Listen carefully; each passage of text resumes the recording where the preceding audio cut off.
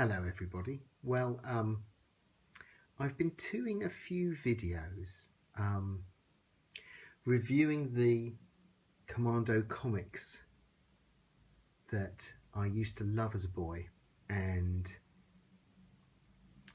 have just found again and are still being made and being reprinted.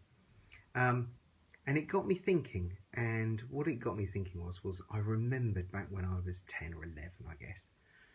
I used to read these comics a lot, and my favourite was always one called, I remembered it as Sink the Tirpitz.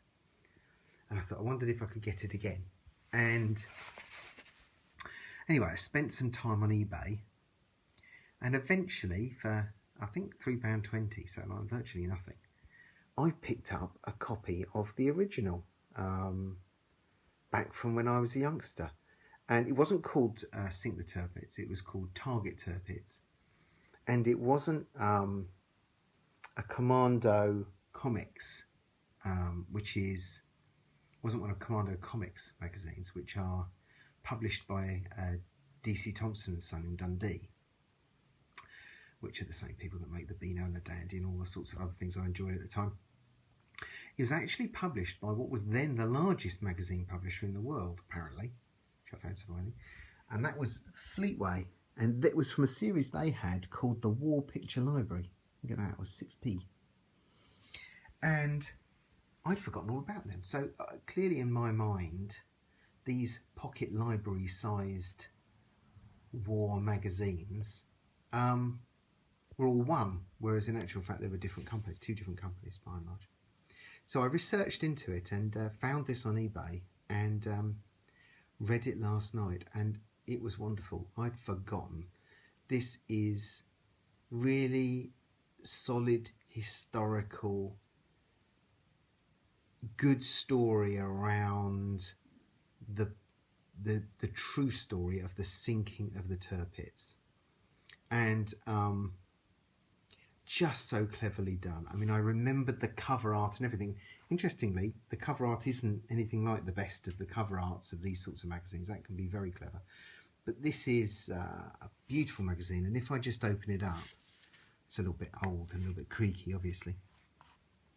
If you have a look at it, I think that initial art is so clever. You're not straight in with action. That's actually after the war.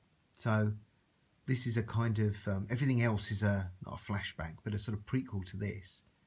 This is a little Norwegian fishing boat in Tromsø Fjord, sometime after the war, looking at the upturned hull of the Tirpitz. So you kind of know the end of the story before you start. And then the book itself, the comic itself, is played out in, I think it was 5 chapters, starting off with the X-boat attacks, then with the first of the